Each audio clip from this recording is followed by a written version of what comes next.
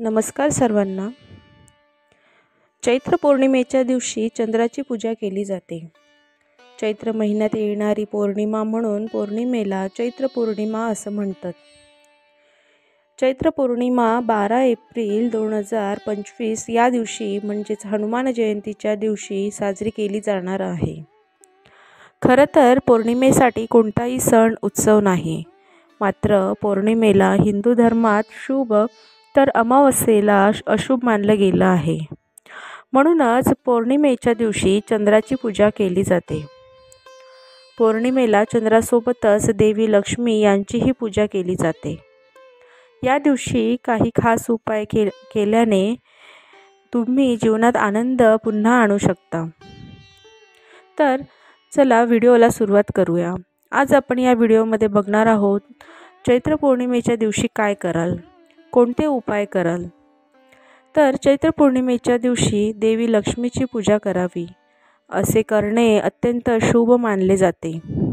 या दिवशी देवी लक्ष्मीला प्रसन्न करून जीवनात सुख समृद्धी प्राप्त होते असे मानले जाते। वैवाहिक जीवनात येणाऱ्या समस्यांसाठी हा दिवस खूप खास मानला जातो। या दिवशी पती पत्नीने मिळून चंद्रदेवाला अर्घ्य अर्पण करावे असे मानले जाते की असे केल्याने जीवनातील अडचणी दूर होतात, घरात सुख समृद्धी येते, सदस्यांमध्ये प्रेम वाढते। चैत्र पौर्णिमेच्या दिवशी कच्च्या दुधात तांदूळ मिसळून चंद्राला अर्घ्य अर्पण करणे अत्यंत शुभ आणि लाभदायक मानले जाते। अर्घ्य अर्पण करताना ओम श्रीं श्रीं श्रूं स्वाहा चंद्रमसे नमः किंवा ओम ऐं क्लीं सोमया नमः या मंत्राचा जप करत राहावे लागेल।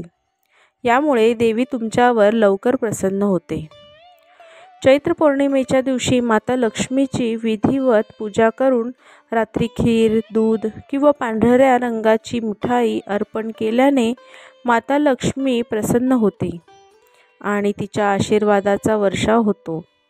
त्यामुळे उपासकाच्या जीवनातील सर्व संकटे दूर होतात। या विशेष दिवशी पिंपळाच्या झाडाला जल अर्पण करावे।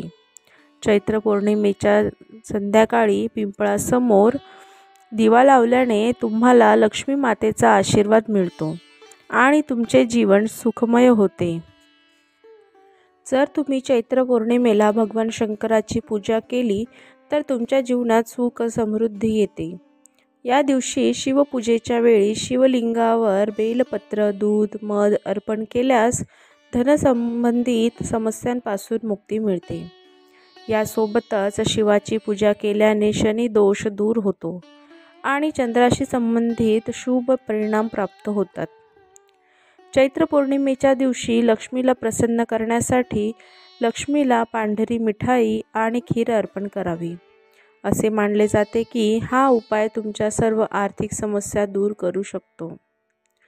चैत्र पौर्णिमेच्या दिवशी पाण्यात साखर, पांढरी फुले, अक्षता मिसळून चंद्राला अर्घ्य दिल्यास मानसिक स्थिरता प्राप्त होते। हे उपाय केल्याने तुम्हाला नशिबाची साथ मिळते आणि तुमची संपत्तीही वाढते। हनुमान जयंती देखील चैत्र पौर्णिमेच्या दिवशी येते, म्हणून हनुमान चालीसाचे पठण केल्याने देखील शुभ फळ मिळते।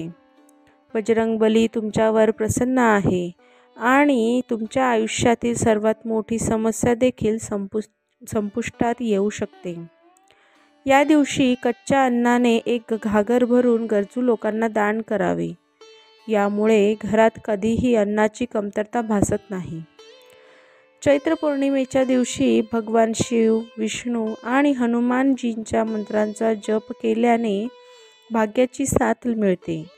तुमचे बिघडलेले कामही पूर्ण होऊ लागले आणि तुम्हाला मानसिक समस्यांपासून आराम मिळतो। चैत्र पौर्णिमेच्या दिवशी योग आणि ध्यान केल्यास तुम्हाला चमत्कारिक अनुभव येऊ शकतात। या दिवशी ध्यान केल्याने मनाची स्थिरता आणि एकाग्रता वाढते। जे लोक कर्जाखाली आहेत किंवा पैशाची बचत करण्यात अडचणी येत आहेत, त्यांनी तुळशीच्या झाडासमोर दिवा लावून भगवान विष्णूंची पूजा केल्यास समस्यांपासून मुक्ती मिळते।